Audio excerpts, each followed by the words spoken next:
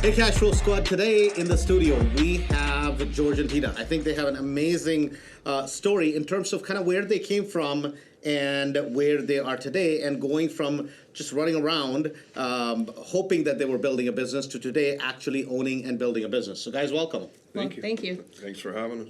So let's just jump into it, right? When we met, what were you guys doing individually? Obviously, you guys are married, but what were you guys doing individually in your businesses? So I was a paralegal downtown, Got it. and I've been doing that for many years. I was very sick of it. Glad to not be doing it anymore. Okay.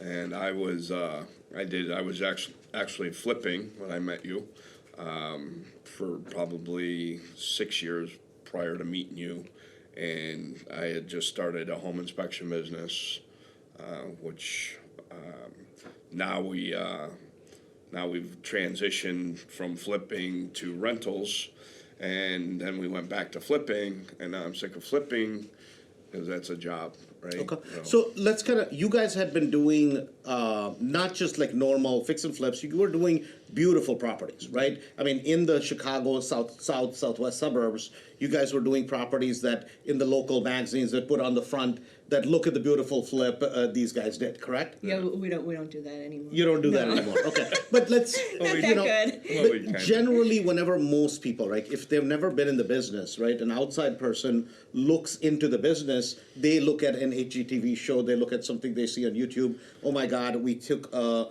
absolute disaster and made it into a fabulous house. In 45 days. Right, in 45 days, right? So let's talk about the reality, because turning a house into a beautiful, stunning home is very different than running a business of buying a property, rehabbing a property, and actually making money with it, right? Because we always go back to, it's all about cash flow, right? We're in this business, why? You need to make money in this business and hopefully turn that into long-term cash flow, right? So what was happening? It's not like you guys weren't making money. You were making money, right? What was happening in the business? What were the ups and downs that you experienced at that time? Contractors. Okay. Well, the flipping is hard. I mean, it's really hard. So is it hard in terms of finding the property? Is it hard controlling the budget? Is it overdoing some of the things? Well, I think you put in as much time on flipping as you will if you're going to do a rental rehab or whatever, but the difference is the flip is gone. And so there was a whole lot of energy for not a lot of continuous return. Continuous return. Yeah, Okay. but it's finding the properties wasn't hard. Right. But I didn't know what I know now, right? So we do one, finish it, sell it, then have to go find another one. So we were doing 2, maybe 3 a year. To when I joined Mastery, which I had got access to money, and now we were doing we did 8, 9 at a time, which people say, oh, I'd love to do that. Well, no, you don't, because you didn't start there, right? You ended there, right? Just like with you, people look at you and, oh, I wish I had 200 rentals. It doesn't work that way, because you could never manage 200. You have to slowly get to that point. Build it. And build to that point, right? You have to scale up, right? Right. So And we learned how to scale up through Mastery. So I want to go back and kind of talk about some of the pain points, right? Flippers go through this, which is they'll buy a property, and they'll buy a property which they think they can turn it into a Taj Mahal, right? They do turn it into a Taj Mahal. Yet when they look at the amount of time it took, the amount of money they spent in relation to that, even though from the outside, they're like, oh my God, George just did a flip, made $60,000. They don't hear the rest of the story as to how long it took, what it took, right? How many years of George's life it took to get to that 50,000, and then can you repeat it at scale? Right. Did you guys experience some of those things early on? Absolutely, because they would look at it as it took 6 months typically to buy it, rehab it, sell it, and you make 30 grand. Right. Right.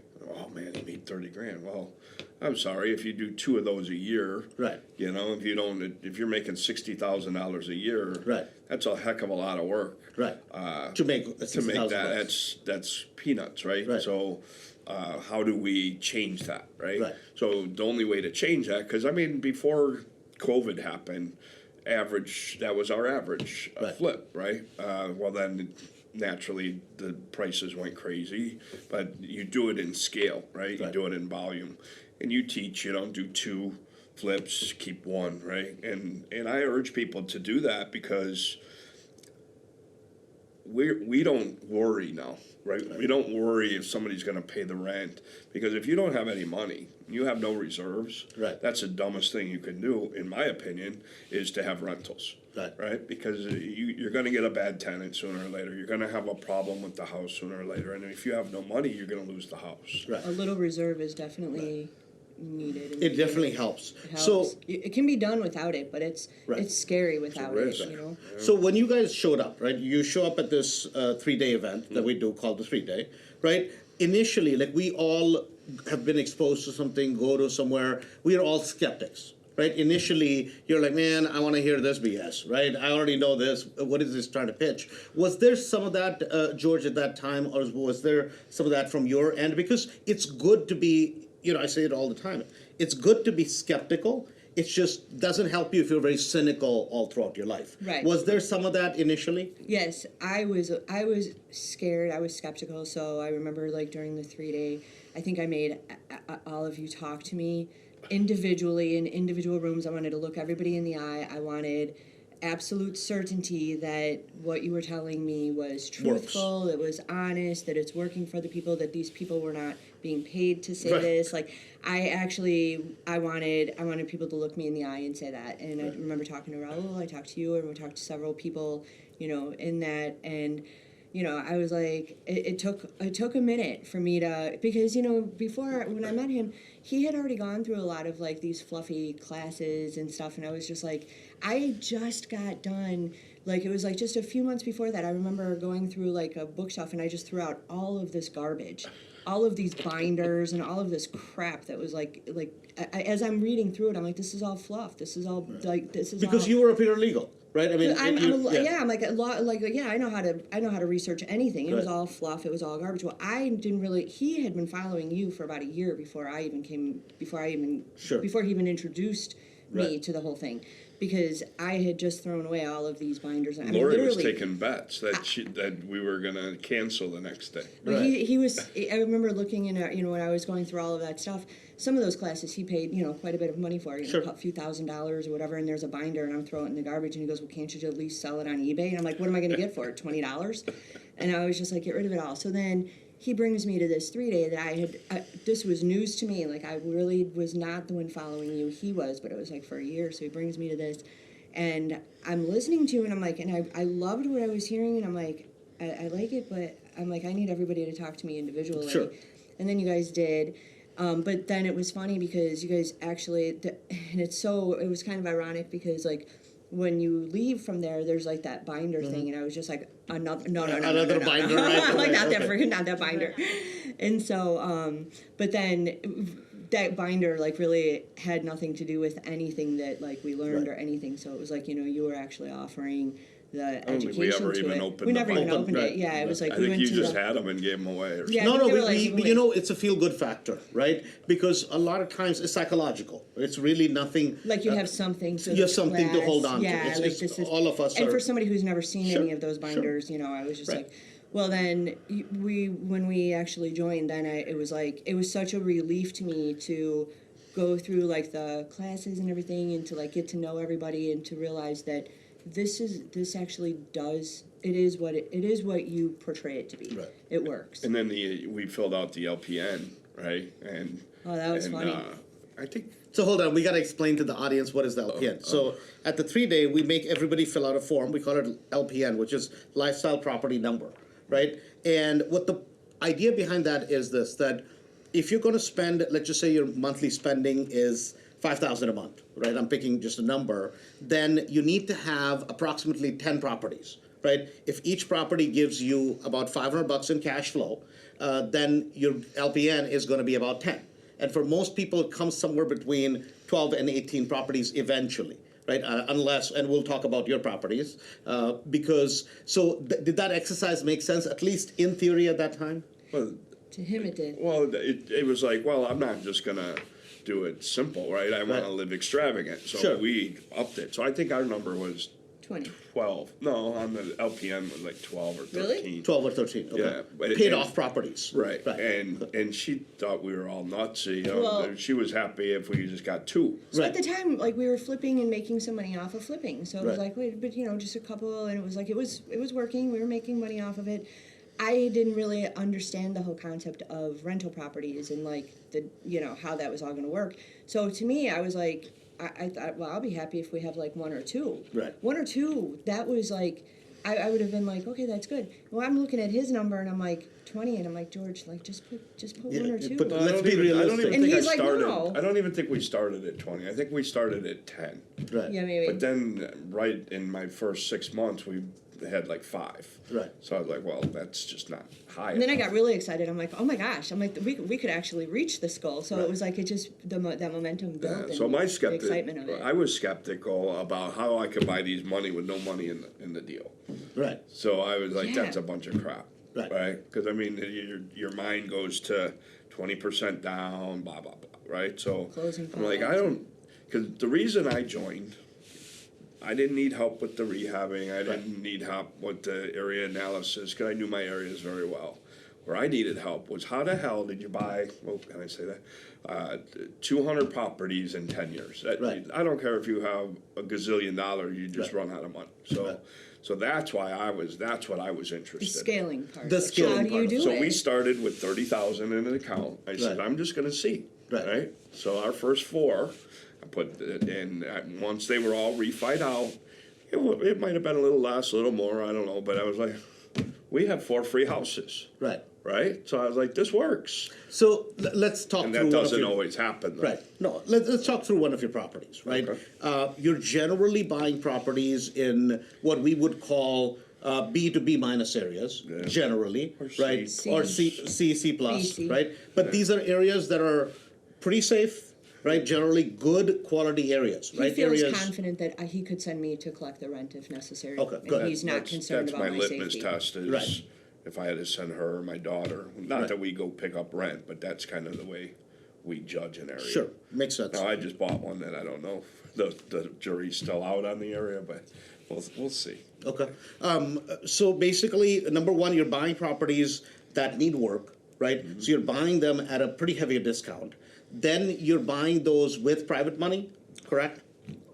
Hard money or Hard private money or private money, both. Okay. Yeah, So- because we used to Whatever use works. our money, Okay. but I try not to do that anymore. Okay, got it. So you're using either hard money or private money on the front end, so you keep your money out of pocket as low as possible, Correct. right? And then you're rehabbing the property. So, for example, let's just take, say, a couple of your first properties, right? What would you say you bought those for?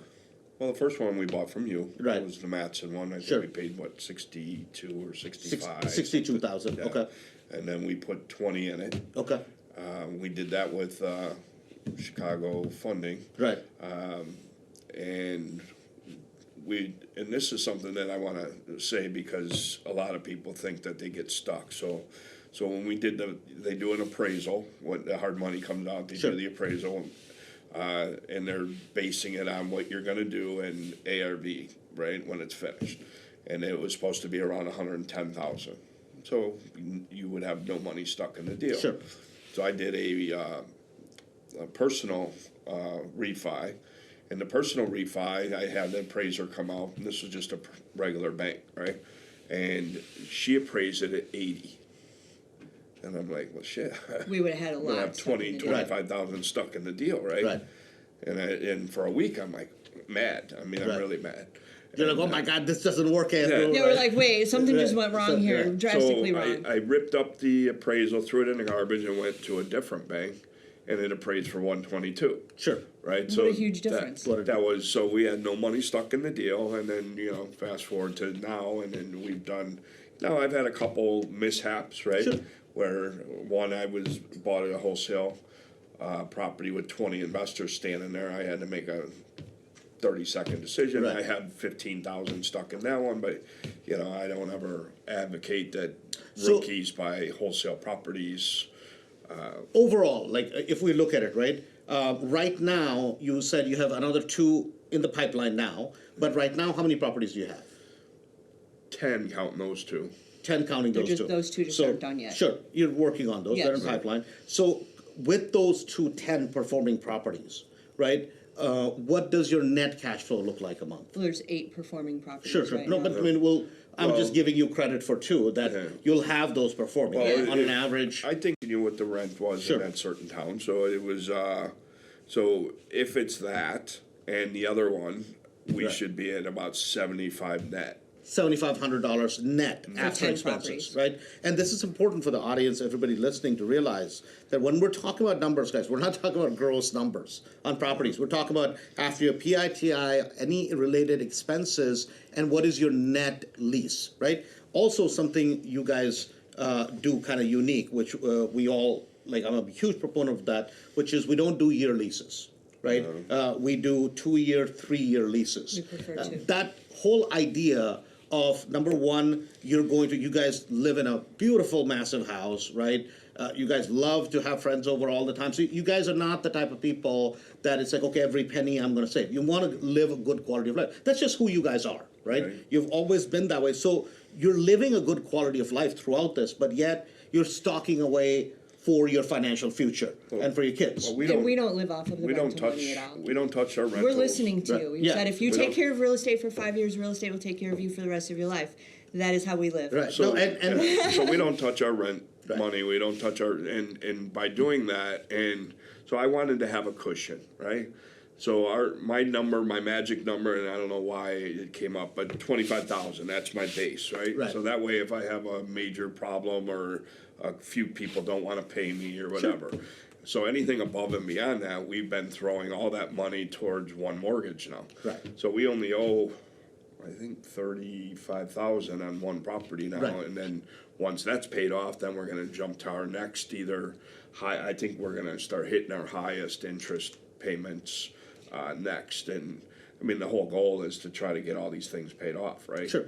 Where we're struggling right now, like I told you before, we were doing it kinda like a hobby, now we did a spreadsheet, so we sent all of our properties to Kensington now, Right. right? Isn't that the name of the company, and they're fighting for our taxes now. tax reduction, Right, sure. yeah, Property tax reduction. Because, I mean, we're getting killed in Hazel Crest right now. Sure. I mean, they were started out 6,000, now they're like 8,000, so that Right. really eats into your cash flow. But our so. cash flow, even with that account, accounting to that, it's still really good Yeah. for Right. each property. Like we're not under 500 So we were trying on to any do of the that, properties. and then we're trying to get our looking at our insurance, that we're paying for rental properties, because it seems like, and everybody's complaining, so maybe it's just across the board that insurance is going up, but, so we're trying to look into that too, because now we wanna treat it more like a business, so. And as being a business, one of the things that has helped a lot, which he's touching on, is, like collecting the rent. Like I started doing it through, there's different software programs, but when I actually started using the program, I started using apartments.com, and Sure. I love it. So it's all tracked in there.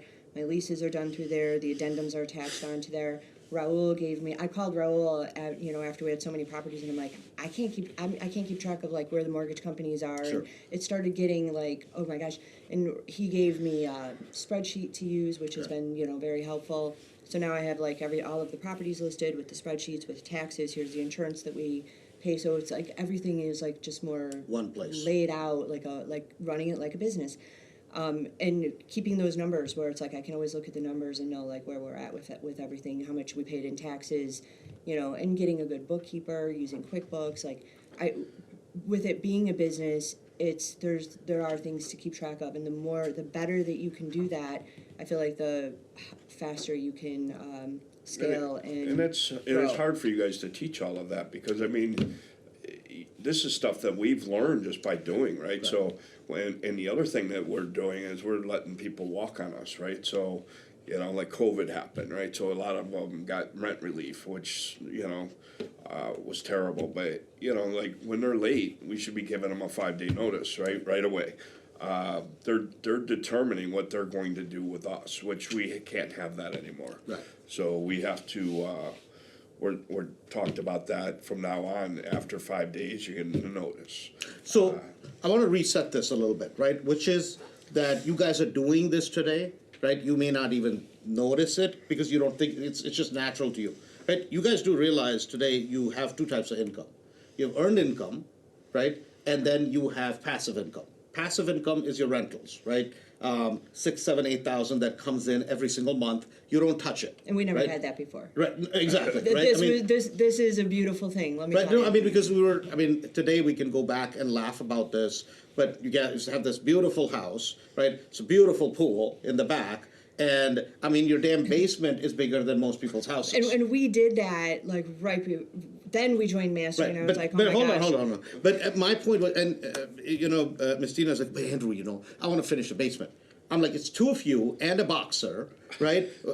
A dog, I mean, right? I think you called me from an event. Right, no, And because you're I like- found out she was going to fix her basement, right? And I'm like, this is a big bloody basement. By the time you're done, it's $56,000. And not that, listen, I'm nobody to go comment on your finances, right? But you held me off, which was really smart. And because my we would point not- was, it's like a friend's job is not to say, oh my God, right? A friend's job is to say, hey guys, listen, maybe a year or two, let's get everything straightened out, and then you can go do that thing. Which is, Right. I mean, if you want to do nice things, you should. But I think sometimes we want the toy before the cash flow comes in. Well, right. The cash flow was starting to come in. I was starting to get excited, like, oh, I could get this. And then you sort of held me off, and you held me off for that, like, that period of time that I needed to make sure that the cash flow really was coming in. And then we were able to buy. And then you can go We were do able to what buy you like want. 2 more houses Sure. within that time. Right. And then it became a lot better timing to do that. So what we talk about two incomes, right? One is your income where other people are running on a treadmill, which is your rentals, and income comes into you, right? Yeah. And then there's other thing which most of us have to do, right? If you're actively working, what is your active income today? Because you do flips, obviously, like last couple of years especially. They made a lot of money. You guys did very well with those because the market timing was good. Yeah. But you mentioned you're a home inspector, right? So how does that work in? You are a full-time real estate agent. Full-time, right. So I right? was working downtown as a paralegal. I was able, through all of, everything that has changed in our lives, I was able to stop working downtown because that was 4 hours a day of traveling. It was just really, really hard. Become a real estate agent, pursue something that I really wanted to do, and it makes money, Right. So I was able to Replace that income with a different to do style of that. income. Yeah, so I was not, not at a position where I'm like, oh, I can just quit my job and, Sure. sit home, even though he calls me a squatter a lot. And Right. He has a different opinion of life. But anyways, Yeah, I I'm didn't. trying to give her cash for keys. Yeah, She he's takes the trying. cash He's and like, then she takes the doesn't leave. keys. So But yes, I was able to replace it with real estate. He does home inspection, so it's like we have jobs basically that's how we pay our bills. these are that's your how own businesses, that's right? How, right. That's how we Right. go out to eat, stuff like that. Like that's how we live. We try not to touch like our what we cash call flow our income. sort of investment property. Like our whole goal with that is just to get things paid off and to continue to scale and purchase more. And I don't know if I properties. can ever retire. right. No, As so long as I'm part of Mastery. So I want to explain this, right? You were you've done building before, right? New construction, right? And you had just started this business when you came to Mastery, right? Probably And obviously 6 months before. 6 months before, and Mastery initially, obviously, we started out of Chicagoland, right? So there's thousands of people in Chicago that are in Mastery today, right? And you end up doing a lot of their property inspections, right? Probably 90% of my business is Mastery. I don't have time to go advertise to other people because we're still doing our own projects. Like right now, we have 6 projects going on right now. Right. So to do that and do, this week I'm going to do 10 inspections this week. So, I mean, there's not a whole lot of time. And I appreciate it. I mean, and hopefully I'm helping some of these because some of these people are just so afraid of their own shadow, right? So, as a home inspector, right? A lot of times I'll hear from people, like just yesterday, somebody talking to somebody in a property, and it's a little bit, the floor plan is a little quirky, and you went there, right? And you're like, hey, listen, seems like it that the house is off a little bit, right? It seems to have settled on this side, seems to have settled on this side. There are issues. Not that it can't be fixed, but what is going to be the cost? So as a home inspector, generally a home inspector, oh my God, the window's broken. Well, even I can see the window's broken. Oh, latch is broken, right? You do different type of home inspections a little bit, because your job is not to point out, well, the house is ugly. We know the house is ugly, right? What are the most common things that you see from your end with the amount of inspections you've done today, right? What are the things that you see for new investors? They're afraid, for one. Their numbers don't ever make sense, right? So, Not ever, but well, I mean, sometimes they don't. if you're gonna try to tell me you're gonna do this house for 25,000, that's a lot of money, right? But to do what you're trying to accomplish, there's no way in God's green earth I couldn't do it. I don't think you could do it. Right. I mean, you'd almost have to get the labor and materials for nothing, right? Right. So I do try to help with their budget. I do try to help with running their numbers while I'm there. You know, taking conservative ARVs, upping the rehab number just a little bit, because if you're new, you're not getting the numbers that I'm going to get. Sure. I advocate that they maybe on their first deal or two, you get a GC that's investor friendly, that can maybe help them along the way to teach them what order, what process, because until you actually do a property, you don't know the permit. Like I'm telling Tina, if something happens to me, you should know how to do this business inside and out. So now she's the one we're doing now. I've let her take the whole, I mean, I'm helping her, just like Jake, right? Sure. I mean, when they get in the weeds, I'll pull them out of the weeds. Sure. But the only way to learn is to do. And if your numbers make sense on paper, and I inspect it, and I think that your numbers make sense, it's still okay to be afraid, right? Or nervous. But until you get a bunch of deals under your belt, you're not going to be nervous anymore when you have some reserves, right? Because I've made mistakes. I've lost tens of thousands of dollars on properties because I tried to make the numbers work, or the city got involved and made me do a bunch of stuff. It happens. And if you never lost money in this business, you're lying, right? Because I don't believe it. Right. No, I mean that is such a critical thing, that if you've done a number of deals, right? I hear this from people all the time. They're like, Andrew, yeah, man, we turn 100 flips a year. I'm like, how much money do you have in the bank? Well, what do you mean? I'm like, well, it's simple English question, right? If you're doing 100, I mean, sometimes I laugh because the kind of silly things people will say, right, is, oh yeah, we actually flip 100 deals. Well, I mean, you make 30, 40, 50,000 a deal. You better have 3-4 million each year to show for it, right? At least show me $1 million or $2 million that you saved, right?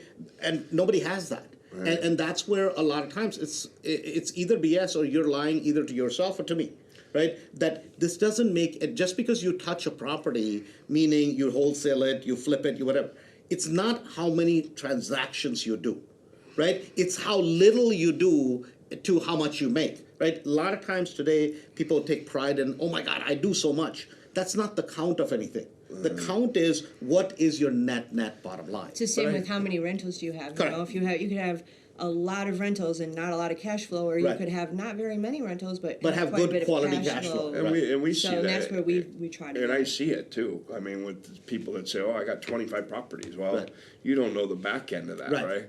Or like the flips. We've done better with less, because the more you have, the less you can keep your eye on the prize, right? So now you're dealing with multiple different contractors you don't know, or people that you've paid and then you don't get the work done. And so I say less is more sometimes. And that's kind of, I got picky, right? So instead of 400 and 500 cash flow, we want 7, 8, 9. I mean, the one we just did in Hazel Crest, our net right now is 1,100. That's not the exception, or the whatever that. It's not the rule, that's the exception. So it's, but the exemption will go away and we'll be on to about 700. But for the year, we're going to do 11. I mean, that's great money to me. Plus, I like the properties. I don't like these weird layout properties like split levels or raised ranches, ranch with the. I mean, our business plan was to buy 3-bed, 1-bath, 3-bed, 2-bath on a slab, all brick. I think we have one like that. We just couldn't find them all. Yeah. So, but I mean, but they're good properties, and I'm proud to say that's my property, right? Not some crap hole that I don't ever want to look at or be known as a slumlord. I'm not that guy. So. And one of the things I could say about him is that, like, as a home inspector, I'm a real estate agent, so when I use a home inspector, they inspect your home and then they're done. Where with him, it's like he is out there doing the inspections with the people within Mastery and everything, but it's so much more than an inspector because it's like they're able to call him after. It's like he genuinely cares about their success, and the one thing he says is he doesn't want to see anybody be one and done. So especially for new people, he doesn't want them to do that first deal and it's like you're already in trouble because you're not going to be able to keep going. So he wants you to never have to be one and done. Well, people thought I was in a different cult than, in the beginning. With Oh, Mastery. people thought Mastery was a cult, right? Well, no, they thought I was in a cult Oh. because I would advocate for it because the network, the group of people that I've made a ton of really good friends. Because if you're in the real estate, that's Real estate's a small 100% world. in, right? I mean, what else do you do when you go out with your other friends? What do you talk about? Nothing. My whole nothing, life right. is real estate. So when you get around all these like-minded people, it's way different. It's there's so many conversations like you just never run out of things to talk about because they're either talking about like rent control, they're talking about Well, that's why- this village is doing this one's doing this, or like, hey, what did you get? So it's But like it's good because, I mean, everybody shares what they... We've like learned when so we had our much. party, we just had a party last summer, and we had like 250 people there. Mastery. And everybody's talking real estate. everybody. Right? It was so fun. It was... No, I mean, you know what is unique we have with Mastery in Chicago is that not only are we in a big real estate market, right? We all drink the same Kool-Aid, right? We're happy if you succeed. Because Yes. if you have more properties, that doesn't mean I can't have more, right? The Right. market and the place is so big. The marketplace in general is so big that there's no lack of. And what do doctors do whenever they all get together, right? They talk, they talk whatever shop Yes. is for them, right? A lot of times with real estate groups, with real estate places, you'll have people who do 50 things. My biggest problem with a lot of events people go to is you have 50 ideas that come at you. Problem is nobody can implement that many ideas and it creates more confusion. Right. And leads you down the wrong path. What you have to do is pick one, It's picking the stick shiny to it. object all the time. It That's is what- like, Stick to it. When I started, that was way. I mean, there's so many things. There's commercial real estate, apartment, single family, multifamily, short sales, buying notes, subject twos, tax liens. I mean, you could just go on forever and ever, and you're just never going to learn it all. So learn something really well once, and then if you want to branch off from that, but you can't be all over the map. It's just too hard to. You'll never learn anything. Guys, this has been a pleasure. I'm excited that you guys were able to make it today because it's been fun being a part of your journey, right? Going from where you guys started to where you guys are today. So, hey guys, always remember, share the podcast with your friends and family, and we will talk to you soon. All right, thanks. Bye. Bye.